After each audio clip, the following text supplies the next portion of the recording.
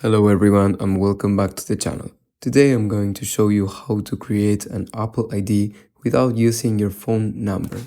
It's important that you watch the video until the end and follow the tutorial step by step to avoid any mistakes. So now let's get started.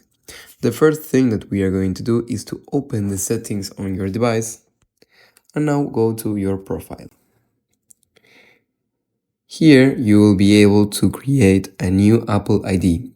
When creating this ID, you'll be asked to enter your name, date of birth, and your email address. Use your email